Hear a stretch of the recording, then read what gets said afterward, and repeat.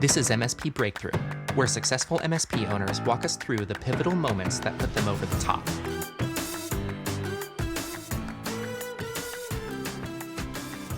Hey everybody, I'm Jonathan Crowe, Director of Content and Community at Ninja RMM.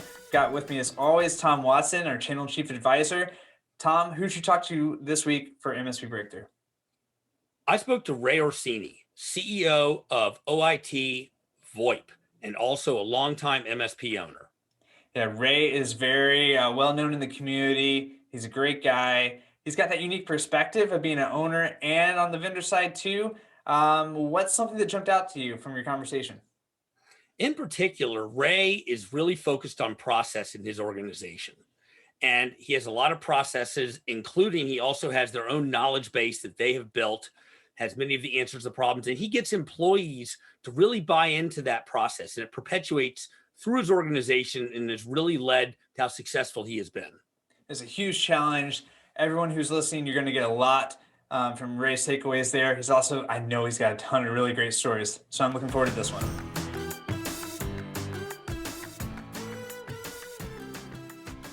So early on, much like almost every MSP I talked to, I started off solo shop, right? I worked by myself, and I had some clients, or I had some people that identified as, they wanted to pay me monthly. I wanted to collect monthly. It was a yay for everybody. And that was, the beginnings of the MSP for me. And I was doing it all, right? I was handling the accounts. I was going out and doing the tech, the field service visits, setting stuff up.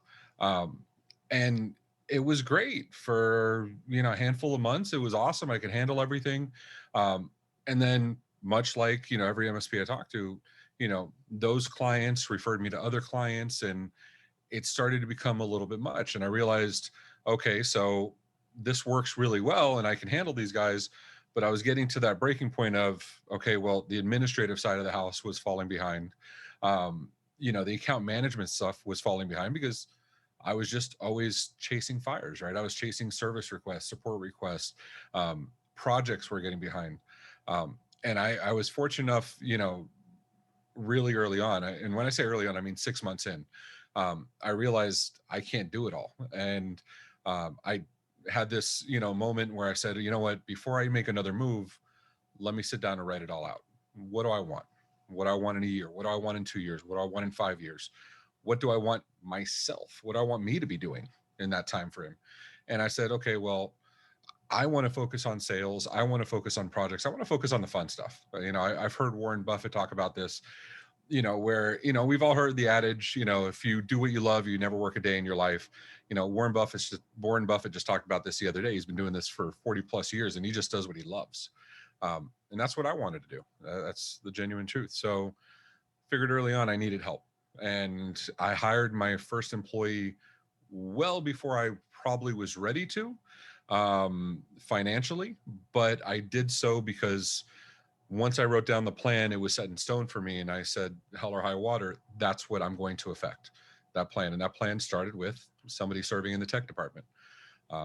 And that really worked out well because it taught me a lot of things, and it let me focus on what I wanted to do. And I was able to improve relationships with clients and focus on account management and decide projects I wanted to do.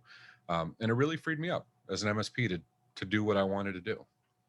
Now, did you find when you started hiring people that you kind of had to have a different level of expectation? So I've been fortunate enough. I come from a background of entrepreneurship. My parents have had their real estate company for almost 50 years at this point. I've owned multiple businesses before this one.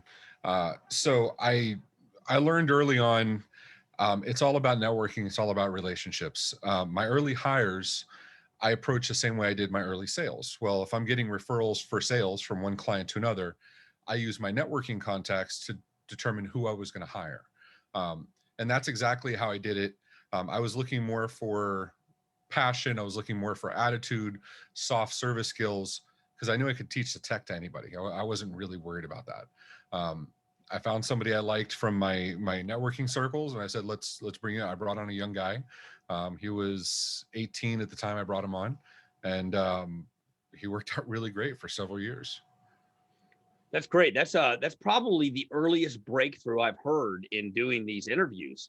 with MSP owners. That's a pretty fantastic one. It makes me think back to my days. And I remember the first person I hired because I just couldn't keep up with the work.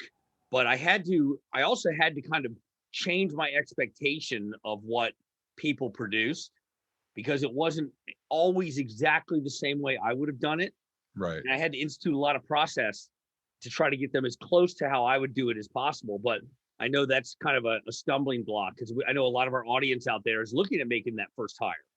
And maybe you could spend another minute or two telling us, that's a great way you looked at it. What's the most important thing when you decide that you're going to step away a little bit from that tech work and you're going to get other people? What do you think the most important thing they need to do is? So it's what you're talking about. It's the process, the documentation. I've spoken on process and documentation probably a billion times, probably as many times as you have.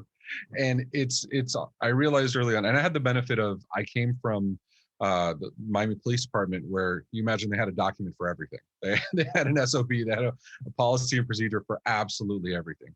And so when I went to hire and when I was doing my business planning and all that stuff, I realized I'm super OCD. I'm a perfectionist at heart. I need to have things done to an exact, precise result. And, I'm all about the path to get there. So I realized if I'm going to hand this off to anyone, especially somebody newer in the industry, right, a young guy, I'm going to have this documented on how I want things done. I was already prepared to train, because I came from a background of mentorship and apprenticeship. I was in Big Brothers Big Sisters as a junior, and I had my mentor, and I came up in the industry like that. So I was prepared to do that, but I knew that wasn't going to scale my one-on-one time with anyone. So I took from the moment I did my business plan and I decided to hire someone to the first day that I hired them, everything I did, every ticket I worked became a document. And then when I hired them, then it became, I'm going to teach you to do these things, but whatever I teach you, you're going to create the documents. And then fast forward, almost 10 years later, we have almost 8,200 documents in our KB. And that was the very beginnings of that. And we kept those processes ever since. I think that's a great point of having them create their own documents, having them be a part of creating those processes, having some ownership over it. Yeah, it creates subject matter experts. It creates new experts when you do this.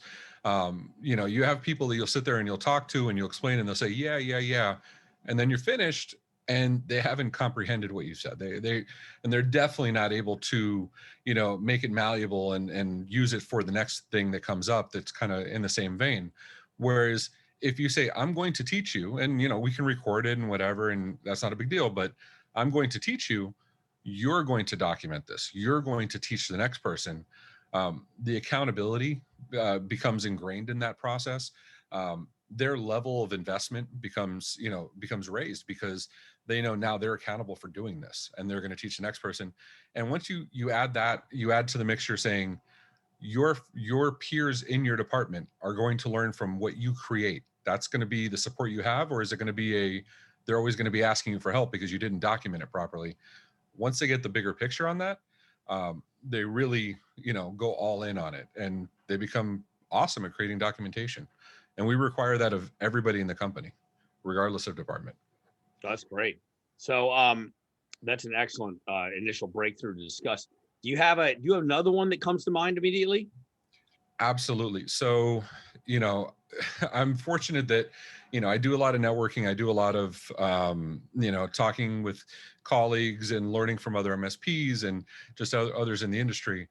And the recurring theme I heard from everybody was, I can never take a break. I can never take a vacation. I want to take my family here. I want to do this. And I can't. It's all me. And even if you have an employee, they're always overwhelmed. So I realized I needed to take myself out of the equation. And that goes along with the documentation and the training, but anything that could happen, I needed to be able to train somebody to do it, so I wasn't necessary to it. And that's kind of, it sucks to say it as an owner. It sucks to say as a principal of the company, a founder, but the goal for any of us should be, can this continue to operate if I wasn't here, right? Remove that bus factor, right? And that's another theme that's held throughout the entire lifetime of the company. making sure that it'll continue to operate and operate to the same level of service that I would do myself. Repeatability, right? The Disney process, no matter, you know, you meet 20, 200, 2,000 people in a day, they're going to get the exact same response every single time. You know, we applied that to the company. It's worked really well. Ray, I think that's a good one. And that reminds me of my experience with having to let go and trust others in my company. I believe it was 2008. And I hadn't been on vacation in years. I was in my 8th year as an MSP owner. And I decided to go on this Italy trip with a group of young professionals. And I had, in anticipation of that, I had my admin upgrade my Verizon cell phone, my BlackBerry, to the World Edition. You know, because so that you could be reachable. Yeah, well, so that you could put it, you know, one of their SIM cards in it. Yeah. And so I get to Italy and I'm in Rome at the airport, Hmm. and I'm standing in front of the Vodafone store, and I need to go in there and get a SIM card, so I can get it all working. And I stood in front for like 10 minutes, and then I just took the phone and I put it back in my bag. I got to the hotel. I called some people. I called my manager at the office, and I said, "Hey, listen, I'm not going to activate my phone here." That's You great. guys- I love that. I said, "You guys got to take care of this." I said, "I'm going to check in with you." I said, I'll check my email twice a day, and then when I'm, you know, in the morning at the hotel, and then we get back to a hotel in the evening. But you got to figure it out. And it was one of the smartest decisions I ever made, because it forced them to become responsible and accountable for things. And it really worked. But yeah, it's one of my favorite stories to tell. And I hadn't thought about it in years until you brought up what you were talking about. It's hard though, right? It's hard to let go. It's hard to say, you know, it's hard to truly disconnect. It's easy to sit there and monitor, and I'm guilty of it. I mean, even with, you know, knowing early on what I wanted to do in the process and trusting, I still, you know, I got married in 2011. Yeah, that's correct. 2011. I had to double check that. And I still, you know, I did the same thing you did. I took my laptop, I took my cell phone. We went out for a 2-week cruise, and I'm thinking, I look back at it now and I think I'm an idiot. There's no need for it. Now I've learned since I've forced myself to disconnect. I've forced myself to do, you know, to start ignore, you know, put myself in positions where I couldn't check on them if I wanted to. You know, and some of the opportunities we got to do that, you know, Lord knows I miss them, but the conferences, right? It's really hard to multitask when you're going and networking in the conferences and the hallways and the sessions, and, you know, even after hours when you're doing the dinners and the vendor presentations. You cannot sit there and be on the phone. You know, if you're sitting there on your laptop in the hallway, you're not doing what you went to the conference to do, right? And we would do that, and we did at one point I realized, trust my staff. Either I trained them right, or I'm going to come back, it's all going to be on fire, and we're going to have, you know, lessons that we need to account for, and we'll be better going forward. But, you know, trust the process.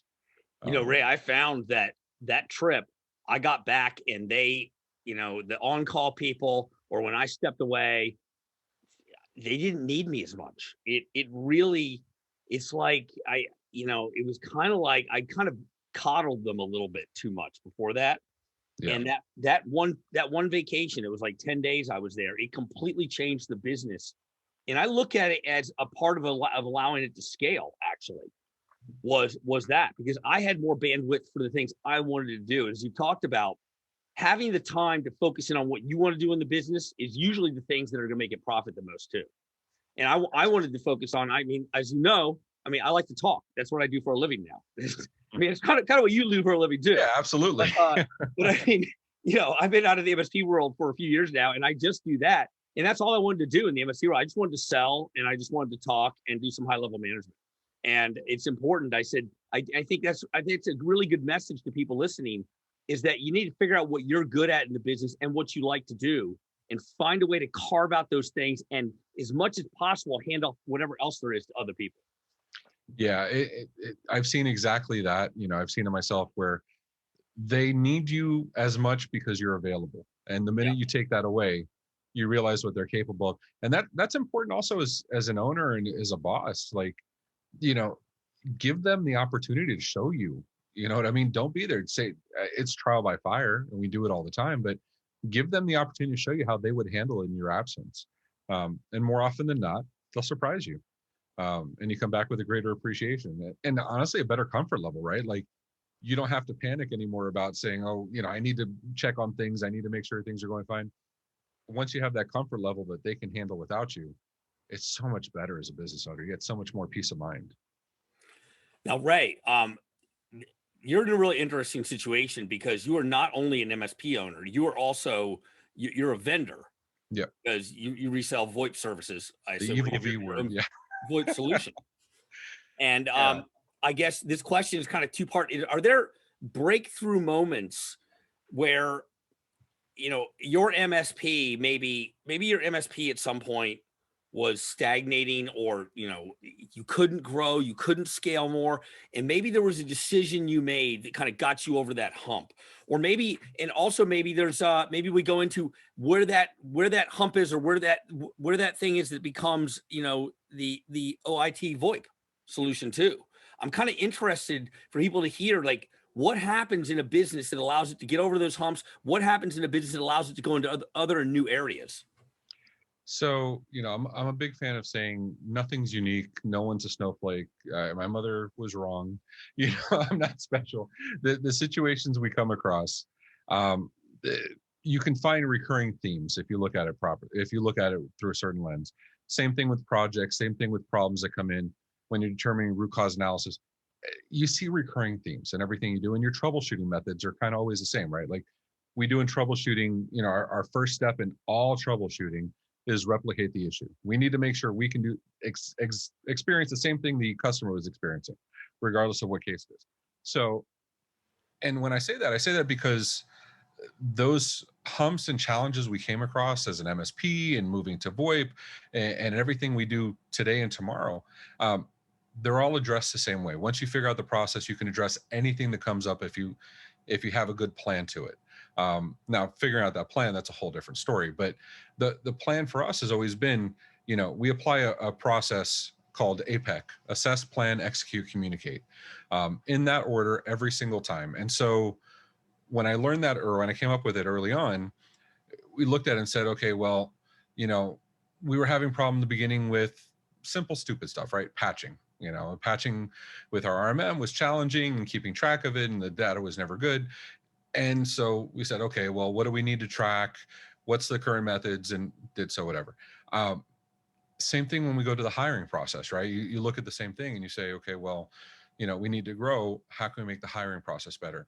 And it always came out to the same thing: assess what you're going into, plan your course of action, get it done, and then communicate the results, right? Because if you can't communicate, it's pointless. And we always look at it and said, how can we do it better? At the end of everything, perfection's a goal. It's not a destination. It's at the end of everything is how can we do better? And we do so today. I mean, I've hired way too many people, and we're still hiring, more and more. We have 2 positions open now. And even though we have a strict onboarding process, we still make it better. And so not being scared to make mistakes, not being upset when you don't have and take it from a perfectionist, not being scared to say, this could have been done better if I did it again. Sometimes getting over that little ego hump, which is probably the hardest of all of them, has allowed for the success that we have.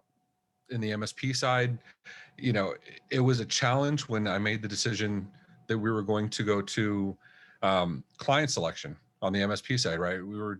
We went through the whole device per user, and honestly, in the beginning, I did what everybody does. We took on anybody with a check or a credit card. We took them, and I realized I spent a lot of time chasing people for money, and I spent a lot of time, too much time, on the wrong clients. And so had that breakthrough moment of, we need to pick and choose our clients. And then it was assess who are the best clients, who are the clients that we want to do business with. And that became our standard, right? At least 10 employees, at least in business over 5 years, preferably in a regulated business, but definitely a professional industry.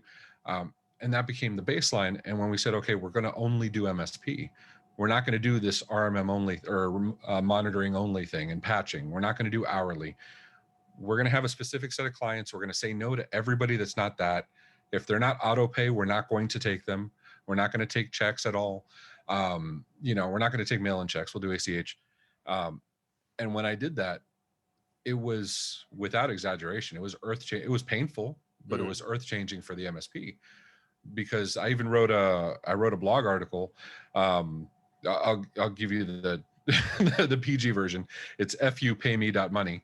We'll take you over to it. And we were in arrears close to 60 grand a month and waiting for people to pay. And you know how frustrating it is when the MSP that you're operating is going check to check, but you have people that owe you 60 grand, but you're late paying your vendors because you can't collect. So when we made this change of, we were going to take this type of client, we were going to let these clients go. We helped them move off, but take these clients only and let the bad ones go, and only do recurring payment going forward. And anybody that couldn't do it, we were going to let them go. And it made us so much better. Our average time to collection now, we're less than 2% outstanding after 5 days now. Which is ridiculous. And it was not because we've been doing it so long. That was an immediate change because of our processes. And it worked really well. And I don't think we would have lasted as long if we didn't have those standards. Ray, I think that's great. I think we're going to need for the audience here to get the URL for that blog post if it's still up somewhere. Yeah, it's definitely. Absolutely. We'll get that for everyone. Yep. So look in the notes on this podcast, and we're going to have that up there for you, because I know I want to read it for sure. And it harkens me back to my days. I think I've talked about it. I think you probably on one of the podcasts. What happened was I was running my MSP, chasing people for money when the Great Recession happened, and spent all that time, at that time, people just wouldn't pay you. I mean, the people that are already slow pay just wouldn't pay. And I nearly went under from it. Yeah. And that's when I learned managed services and contracts and all inclusive, and came up with the idea as much as you do. And it's funny how we all come to these solutions on our own, because I really didn't have any direction. I wasn't plugged into the MSP community at that time. And let's face it, back in 2008, 2009, managed services as they do it now, and as I learned to do it, wasn't as established. No, not there were a couple of players, but I had to do that. And I remember, the painful calls and meetings with clients, having to tell them, hey, listen, I can't do this with you anymore. Breaking up. It was like breaking up, like with girlfriends, That's the worst part, right? It's how you're going to have that conversation. Yeah. That's the worst part of it. Some of these people I've been with, they've been with me from the beginning, and they reminded me of that. You had people, Ray, I've been with you from the start. Yep. Had the same thing. And you feel so bad, which is why I say help them move off. But it's you have to have that conversation in earnest. You say, look, I really appreciate you. It doesn't escape me that you've been so loyal to me for this amount of time. And I hope you feel that I have been to you as well. But just like I would do anything necessary to help you succeed and move on in life and to whatever your next step is, that's what I'm asking you to help me. And for me to make that change, I have to establish these things. And if you want to come with me on the ride, great. But if you can't, I understand. We just can't keep working together. It's a tough conversation. It's not you, it's me. It's hard, man. It is so hard. Now, Ray, what's the breakthrough where you're an MSP and then somehow you pivot and now you are a VoIP vendor? So, I've gone through all the steps, and, we always very early on, because my background is in complex and distributed networking. So multi-city, multi-site, multi-continent, that's my jam. So I've been working with telcos since the early 2000s. And because of that, I got in VoIP very, very early. And so we did VoIP ourselves as an additional service. And I strongly recommend every MSP also get into VoIP. It's great, sticky revenue. But because of the networking, because of the community engagement, and because of my proficiency, I started working with other MSPs. At first, it was just answering other questions and, sometimes doing a little bit of consulting. And it just more and more, I was spending more time doing that. And more importantly, that I was having more fun doing it. I've always loved hanging out with MSPs. I've always loved being part of the community, and I've always loved being helpful to my MSP brethren. And at the same time, I was having challenges with I'm not going to call anybody out, but the traditional VoIP vendors or telco vendors, which were getting into the IT services game and maybe taking a little bit of that revenue from the MSP side. And I was hearing the gripes from others. And I went back to the whole Warren Buffett thing, right? Or the whole, do what you love. And that has to be priority one. And I loved working with MSPs more than I loved working MSP, right?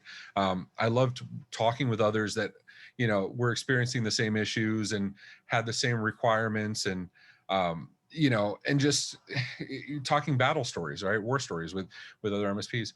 I realized, why don't we just focus on that? It's no different than when we decided to stop doing, monitoring only packages or hourly packages. It's no different. The decision was, what do we want to do? What's going to be more fun? And let's hyper focus on that skill set. And that became, I want to focus on working with other MSPs, enabling them to do what I've done and, teach them what I've done and create those programs and those partner programs I created for the channel partner and the white label stuff, specifically out of my experience as MSP. But I knew to make that sea change, I couldn't keep taking MSP clients. I couldn't divert my focus. I had to pick one. And I picked the MSPs. I'm always going to pick the MSPs. It's never going to change. I love what I do and who I work with. And so made that decision and, had more of those it's not you, it's me conversations with my clients. I did help them off. A lot of the MSPs that work with us, got the benefit of it, I migrated my clients off from us to these other MSPs. But we decided in 2017, or late 2016, affected it 2017, that we were done in the MSP world. We still have a handful of customers that we service MSP today. They've been long time, really good, really profitable, really easy customers. But all my business now is the VoIP stuff, are the MSP clients. Wow, great. Just one more question for you. I know, Ray, you've had an MSP for a number of years, and I'm sure it's a multi-million-dollar year MSP. What I like to ask people is there a moment where you often see this hurdle at around 600, 800,000, and then crossing that million, somewhere in there? Maybe you could tell us of what those hurdles look like, and was there a breakthrough that allowed you to kind of break through that mark, and then all of a sudden you could scale a lot more? Yeah, I think, I'm with you. For us, it was the 500,000. That was the ledge that we teetered on for, it probably took us 6 months to get over it. We broke 400, and then between 4 and 500, it took us a long time to break that 500 threshold. And then it just ramped up really, really quickly. And then the million was the same thing. Breaking our first million was really, really hard to do. And the same thing at the 5 million mark. And it was just, it's funny because you talk to other MSPs and they have those same numbers you're saying, the 600,000, the million. And I don't know why it is. It's just, I really couldn't tell you, even to this day, I couldn't tell you why those plateaus happen and those thresholds happen. I know for us, it was anytime we experience a plateau, it's let's re-examine what we're doing. Are we spending enough time? We did the same thing this year, right? This year, we looked at it and said, okay, well, we wanted to have a knockout year, and we've been able to expand year over year by multiples. It's been fantastic. But this year we wanted to even press even harder on conferences and on events. And we had I think 14 conferences planned for this year at the beginning of the year. IT Expo is the last one we actually attended in person. It took all of us by surprise. But I still decided, or we, because I can't take credit for anything, it's a team effort. We decided we're not going to let it hold us back. So the initiatives we had for next year, we sat there and said, okay, well, we're going to do a conference instead. We were going to do an in-person conference in 2021. We were going to host our own. Our partners have been asking for it for years. We decided, you know what, we're going to do a virtual conference. If that's what we have, let's speed it up and let's get that done. And just identifying the plateaus when they happen. You have to look at metrics. You have to look at your numbers. You have to look at your finances on a regular basis. None of it can catch you by surprise. You have to plan the time to look at these things. But when you see them, when you identify them, when you hit those plateaus, you say, okay, well, it's been a month and we haven't really made big changes the way we had the previous 3 months, or, where we were expecting to be in 2020 Q4, you have to be able to move quickly and change direction. And that's what we did with the marketing efforts. We said, okay, well, if we can't do the in-person stuff the way we want to, we're going to put out a metric, F ton of webinars, and we're going to start a new podcast, and similar to what you're doing, except ours is more drinking and having fun, the tech bar stuff, just the craziness. We're going to do more. We're going to participate in more communities. We're going to just absolutely push digital as far as humanly possible if we can't do it in person. And then next year, if we're all fortunate enough to be able to do this in person next year, we'll do the same thing in person, and we'll take what we learned from this year. But it's the being willing to change that I think lets you get over those humps. Because if not, I don't want to sit there doing the same thing over and over again. That's the definition of insanity, right? Right. Well, that's great. And I think we're just about done here with this MSP Breakthrough podcast episode. But I will say you touched on something that's important. And it sounds like you've been really good at pivoting when necessary. You talked about even this year pivoting. And as an experienced MSP owner and someone on the vendor side, when you're looking at this situation for maybe a young startup MSP that maybe started this year, what would you say to them about what they need to really be aware of, how they need to maybe possibly pivot, maybe just some suggestions for them?